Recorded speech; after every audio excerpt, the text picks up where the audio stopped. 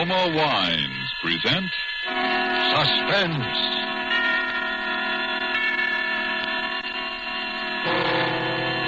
Roma Wines, made in California for enjoyment throughout the world. Salud. Your health, senor. Roma Wines toast the world. The wine for your table is Roma Wine, made in California for enjoyment throughout the world. This is the man in black here to introduce this weekly half hour of Suspense. Tonight from Hollywood, we bring you Mr. Orson Welles. Mr. Welles will appear as star of a suspense play called The Marvelous Barastro, from an extraordinary story by the distinguished American author, Ben Hex. But before we raise the curtain on this evening's tale of suspense, here is a message from your host, the Roma Wine Company of Fresno, California. Distance lends enchantment, says the old proverb, and it seems borne out in such little episodes as these. Let's pretend we're guests at the smart and handsome Pan American Club, Havana, Cuba. An American visitor is amazed that his Cuban host can picture the marvelous climate and rich, fruitful soil of California without ever having been there. But the Cuban responds, "One sip alone of wonderful Roma wine tells me all that.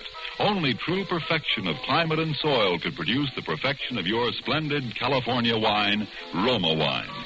Well, that's so. And as Roma wines become available to wine connoisseurs of more and more lands, the chorus of praise grows for the truly superb quality of these good Roma wines. No wonder, then, these wine experts of other lands are so eager to import Roma wines, no matter what the distances from our own California.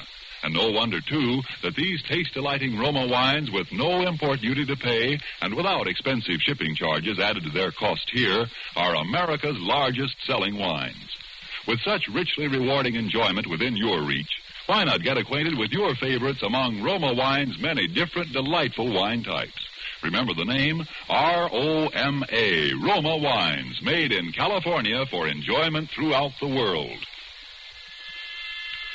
And now with the marvelous Barastro, produced and directed by William Spear, and with the performance of Orson Welles, we again hope to keep you in suspense.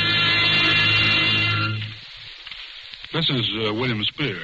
3 weeks ago, I was seated in my office poring over possible future stories with which to hold you in suspense when a stranger appeared, unannounced. I am the marvelous Barastro. I've come to tell you a story. How did you get in here? Well, I'm a magician by trade. I do such things. Perhaps you've heard of me, Barastro. No. I'm the greatest magician alive. No, that is not so. I'm the second greatest. But soon I will be first. I am leaving tonight for Mexico City. You see me now for the first and last time. You will never see me again. No one will ever see me again. It is the last of Barastro. How's that? I'm going to Mexico City to murder a man. Well, his name is Rico Sansoni. why are you going to kill him? Because he is the most evil man in the world. I've been waiting 20 years for his name to appear.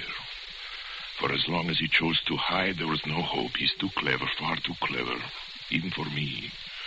But I knew that his vanity would betray him and that someday I would read again the name Rico Sansoni. I knew he would return to the stage. Is he a magician? The greatest to ever live, the most profound, the most subtle, and the most evil. He's greater than I. He begins his first performance in 20 years in Mexico next week. I will be there to see it. Well, I would like to hear your story. I can tell you all but the end. That I will be unable to provide now. But you will find it out for yourself. Well, I'd like to hear what you can tell me. I will tell you, Mr. Spear, but on one condition. And that? I must have your oath not to interfere. Oh, really now? You can understand I can scarcely give you that. After all, I can't... Very well. I will take my chances with you. The story begins 20 years ago.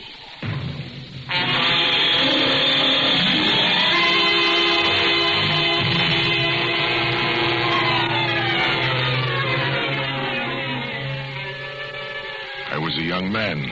I traveled as a magician with a small carnival through southeastern Europe. One night we came to a village in Malo Rush. Our cymbals sounded, our torches flickered in the spring wind, and the villagers gathered around our tents and wagons. I had taken my place in the black box outside my tent. There were holes in the box through which I could watch the crowd while the barker made his announcement. Barastro, the marvel of marvels. Barastro, the magician, who speaks with the dead and reads the secrets of life. At this moment, I saw her for the first time. Her young and gentle face surprised me among so many peasants. I said to myself, what a strange girl, what a beautiful child. I kept watching her. I couldn't keep my eyes away from her. At length, an old peasant led her in, holding her by the hand. I saw at once that she was blind. My granddaughter would like you to tell her future. Can you tell my future? Yes. Will it be a happy one, my future? Hold out your hand, and I will tell you. Here. A dark mist passed over me. I felt a sudden chill as I touched her hand. I listened to the voices which foretell the future. Sorrow, sorrow, they breathed. Pain and sorrow. Fly, run. I studied the girl's face, the fear gripping at my heart. Her large, sightless eyes were calm, resigned. I could not bring myself to tell her what I saw. The spirits promise you happiness. I lied. Your hands will touch beautiful things. Love and delight will await you. Oh, thank you, sir. Thank you.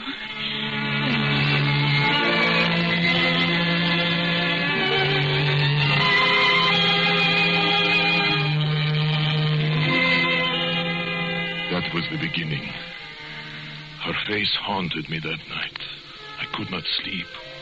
I made inquiries the next morning, and I found her. We walked through the hills. She did not need my hand to guide her. She knew every stone, every turn of the path. She spoke of the trees around her. She had strange names for them.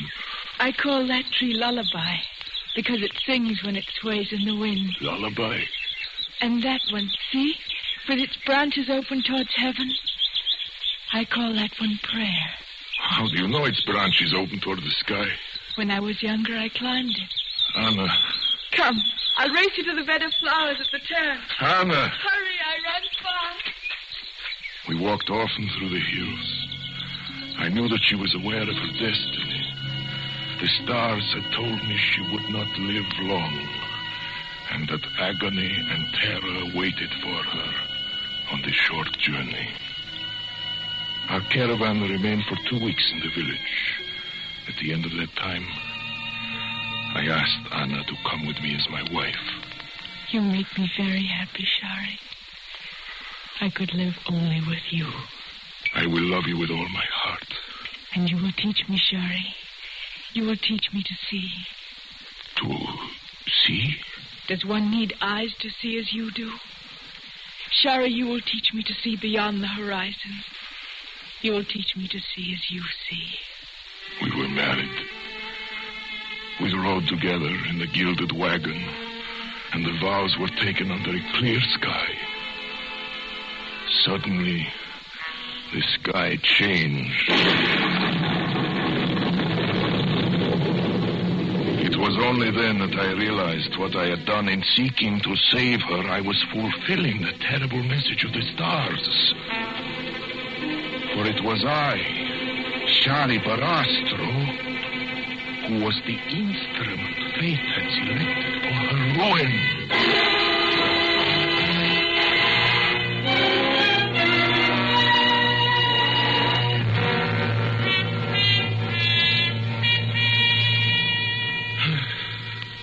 Then it came. One night, as I stood in the black box outside my tent, I knew that I needed no further word from the mists of prophecy. It was there. It had come.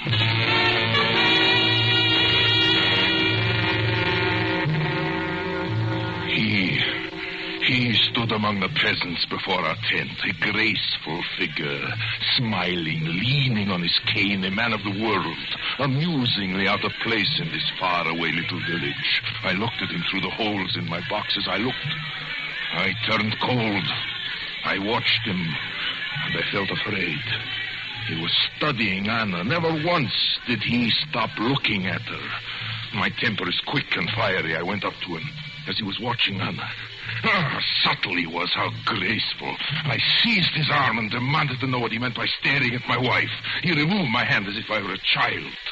I can tell you there was something terrifying in his strange. I most humbly beg your pardon for this misunderstanding. Let me introduce myself. My name is Rico Sansoni. I'm a student of the occult, traveling about the world in search of knowledge. Inside of me, I feel that girl has remarkable psychic powers. I'd hoped to be able to induce her to join me as my assistant. Soon planning to go on the stage, but now that I know she's your wife, I apologize again for my seeming forwardness. Oh, I suppose there's nothing to do but to accept that apology. And you, madame? Anna. I think it is fair, Anna. Anna? No. I have nothing to say.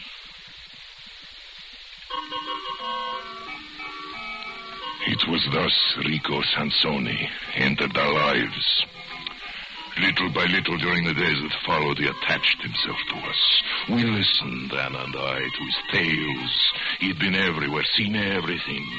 He brought the world into our gilded wagon. In his presence, I always felt elated and flattered. Thus does a man move in the grip of his destiny. Thus do we dig with our own hands the appointed grave for our happiness. For one night, Anna came to me and took my hands and told me something that made my heart grow black.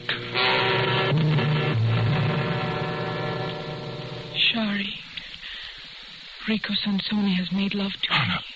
I've done nothing wrong. I'm afraid of Rico. I tell you this so you will understand my fear.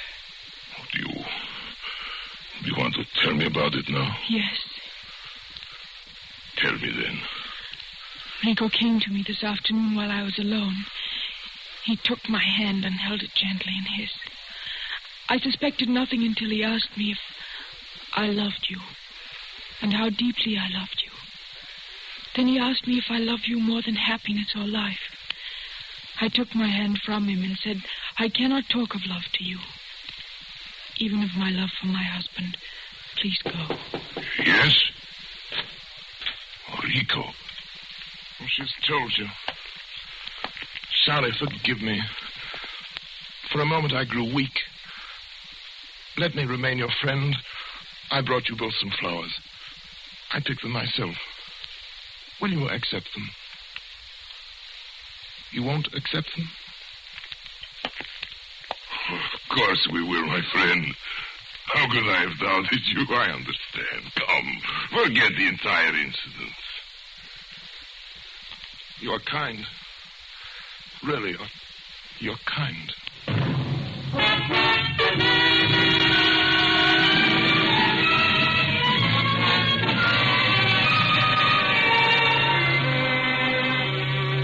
This was the third month of our friendship, and now I began to feel it was my companionship he desired, not Anna's. We spent long hours together. Without Anna, under his care, my mind was expanding, my powers developing. He seemed interested in my every move. And again I was flattered, lured, disarmed. You have a funny way of saying the word, beautiful, my friend. How is it you say it? Beautiful. That's it. Beautiful. Is that right? You're telling me about the Houdini method of respiration. Oh, yes, so I was. Beautiful. Huh? That's very good, I think. I like you, Sonny. I like you very much. Amazing, isn't it? Amazing how one can be drawn in by flattery and charm. Then one day I was sitting in my tent when a curious sense came over me. I felt a pressure on my heart as if a hand were closing around it. It was a warning. I left quickly. I heard the apartment. Anna had remained there. She frequently did in the afternoon. I found myself running toward the door. I paused, waited until I'd recovered my breath, and then, forcing a smile to my lips, opened the door. Oh.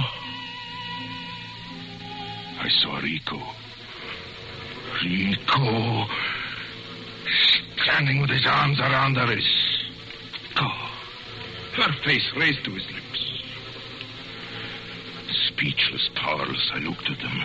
I heard her voice murmuring words of love. Her arms moved around his neck, and she kissed him. Then I heard his voice. Anna, my darling. Sorry, my love. Anna, my darling. My beautiful darling. The sound of his voice, a horror seized me. Now I knew why he had spent so many hours with me, why he was so interested. It was my voice. It was Barastro talking.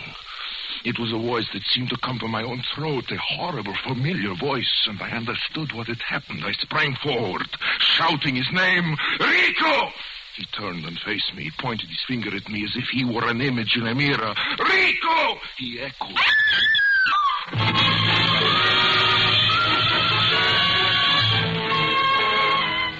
Murder was in my heart. I flew at this monster. We struggled across the room. He answered my cries with cries that echoed each note, each inflection of my voice. I saw him through my rage. His face was contorted like my own. His every feature had changed. He was Barastro. There were two Barastros, screaming together, tumbling over each other.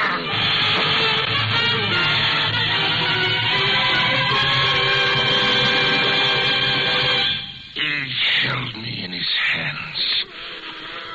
hands that were like steel. I could not move or cry out. His hand was on my throat. I lay gasping, crazed. And it was Barastro who was holding me. Then this horrible and familiar figure changed. It became Rico. It was Rico Sansoni who spoke. The breath was leaving my body. I was strangling, dying, yet I could hear him. Barastro, God, you're killing me. Sorry, have mercy. I'm dying. His voice was faint. I felt in this moment the agonies of 100 deaths. For as my eyes grew dark, I saw with horror the thing he had in his mind.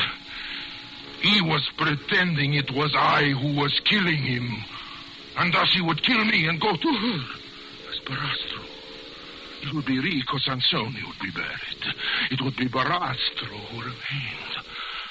For a moment I caught a glimpse of his cold, ruthless eyes burning now over my face as he enacted his false death, groaning, pleading for mercy. And the strength drawn from the soul filled my lungs.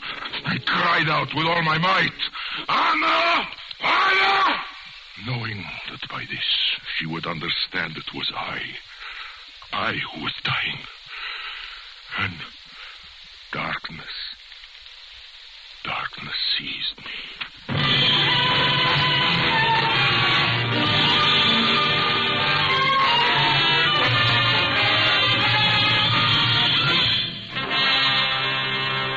An hour had passed when I opened my eyes. My head was splitting, my throat was stiffened. I raised myself and looked. He was gone. I saw her. She was standing in the corner of the room, crouched against the wall, her hand against her teeth, and staring into the terrible dark around her. Anna! I whispered to her. Anna! It is I, Anna. I, Shari. Anna. Oh, God. Anna, please. Anna. Anna, darling, listen to me. Anna, give me your hand. Anna, listen. It is I. Anna, Charlie, your husband, Anna. Listen, Anna. Remember, Anna. Remember we first kissed? When we first kissed, Anna? That time on the hill, Anna, remember?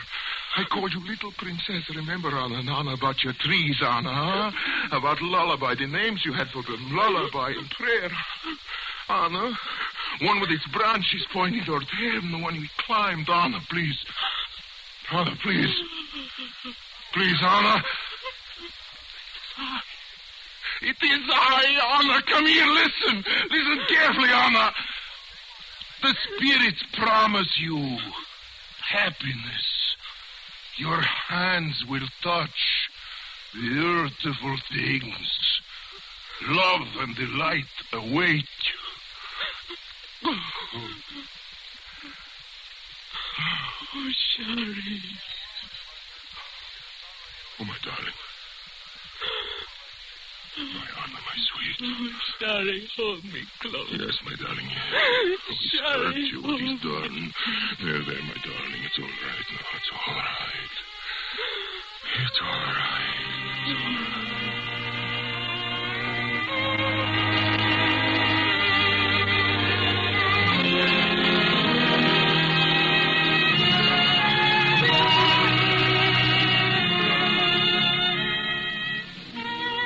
Rico had disappeared. We laid our plans, Anna and I. As soon as she was able to walk, we abandoned the carnival. We were inseparable, and she could not bear to have me away even for a moment. I understood everything in her soul. Yes, even the trembling that would seize her sometimes when I took her in my hand. It was I alone he could not deceive, I alone. To anyone else, he could become Barastro. Even to her, whose senses had learned every breath, every inflection of the man she loved. Even to her, he had been Barastro. The months passed. Our life had become again almost like a honeymoon. Almost, I say, for there were nights when I would awake to find her fingers tracing the contours of my face. Then it was I pretended to be ill and remained at her side. We said nothing, but we knew the shadow in each other's mind. Everything went smoothly, though, until one evening, when I entered the cabaret where I was performing. I felt unusually disturbed. It was winter. I was removing my coat when it came again, as I had known it would. The warning, the hand closing over my heart. I ran from the place and raced home. I entered our cottage by the back door quietly like a thief, and I stood listening. From inside, I could hear her voice.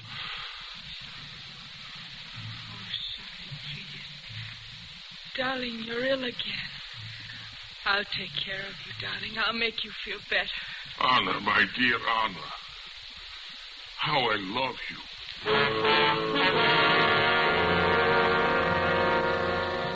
He was back. One doesn't reason. One does not reason in the midst of a nightmare. Yet terror can wake the mind to a clairvoyance, an understanding beyond thought. I stood motionless, silent, listening. The light was turned out. I heard her laugh.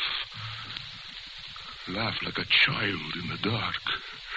And this sound killed me. Yes, one is dead forever when happiness is torn from the heart. I wanted to rush into the room. I wanted to shout, Anna, Anna, don't touch him. He's Rico. But instead, I slipped quickly from the house. I walked in the cold streets. My thoughts returned. I had acted out of one clear impulse. Through the terror and agony of those moments when I heard him take her in his arms, there had remained the certainty above everything else. I must save her. And I knew I had acted wisely. Had I rushed into the room, had I made a noise, she would have died. She would have known in that moment as I knew listening to him, that he had been there before. That he had been there before. That he had crept through our defenses as our shadow creeps, and we had not known. I thought of them together as I walked, and then I thought again that I had only to rush back to speak her name. Yes, and destroy her. Destroy her. I kept on walking.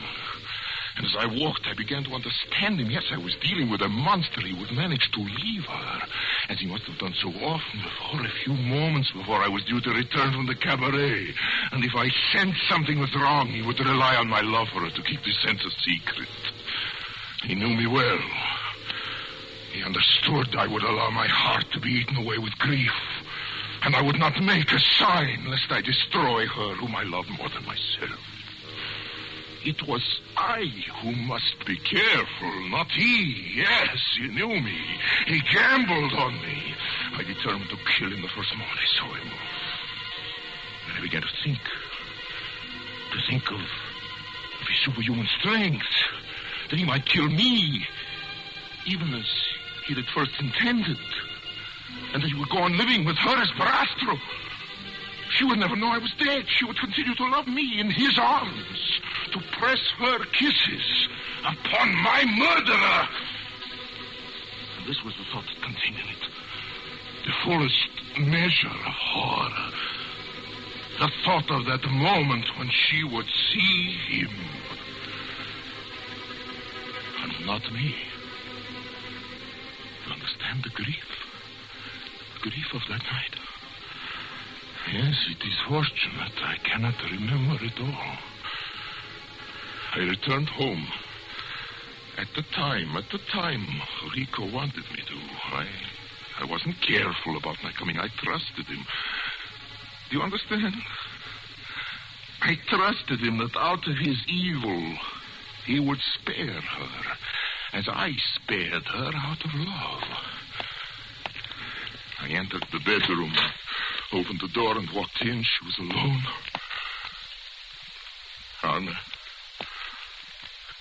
Anna, dear. Anna, it's I. It's I. It's not Rico. It's I. It's I. Anna! Anna!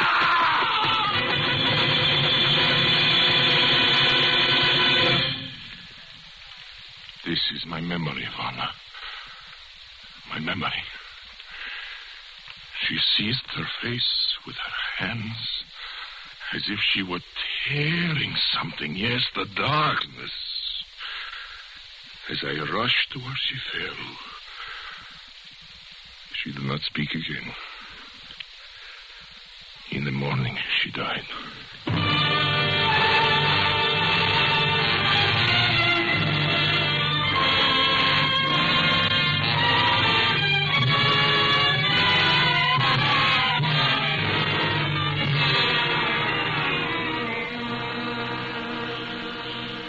That is the story, as nearly in Barastro's words as I can remember them.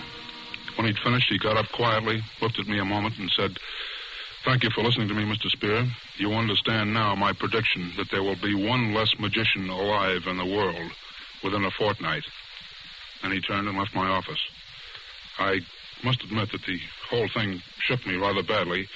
I've spent the whole week wondering if something might happen, something I couldn't predict. This morning, I think perhaps it came, at least while I was reading through the theatrical weekly Variety, and my eye caught a notice, you probably saw it too, of a magician who had been killed in Mexico City. The account said that two magicians had been together in an automobile accident. While driving through the rail yard district, their car stalled on a track and had been demolished by an oncoming train. One of the magicians, unidentifiable, had been cut to pieces. The other, miraculously, escaped with his life, although his features were so horribly disfigured that plastic surgery will have to create a new face for him. The survivor identified himself as the marvelous Barastro.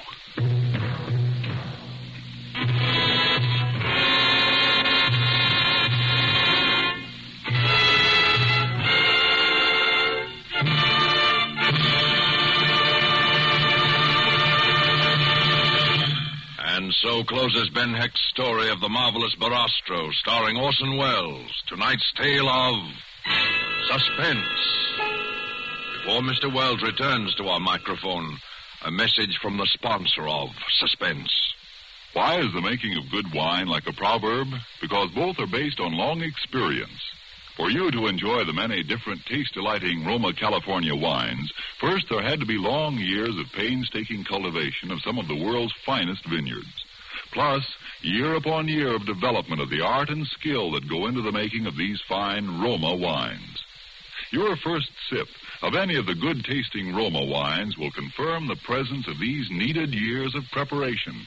Will tell you why Roma wines are America's largest-selling wines. Your taste will thrill to the superb quality and the downright satisfaction when you try, say, the tangy, delicious Roma Sherry, or the rich, hearty Roma Burgundy, or the sweeter, heavier Roma Port. You'll be thrilled, too, when you learn such great enjoyment costs so little, mere pennies a glass. You'll want to add your voice to the international praise of Roma wines now rising in many lands. In these words, Roma wines are truly magnificent. Let me repeat the name, R-O-M-A, Roma wines, made in California for enjoyment throughout the world. This is Orson Welles. It was a great pleasure, ladies and gentlemen, as it always is, to appear as a purveyor of suspense. And next week, Mr. Spear would like me to tell you that Mr. Ed Gardner, better known to you as Archie, the elite proprietor of Duffy's Tavern, will make his debut